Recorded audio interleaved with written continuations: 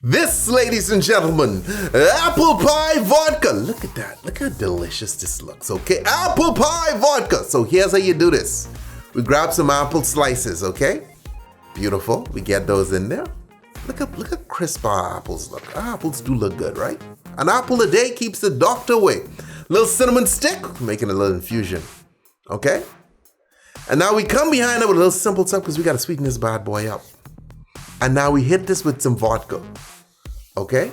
We can fill this bad boy up with some vodka, and we can just let this sit there. Let it marinate, let it gyrate, let us seal it up. Let those colors and, let the taste infuse. You want to shake, that's a 3-day infusion. You can put a little strain on top, okay? And just strain it into a shot glass and taste the deliciousness of that apple infused vodka.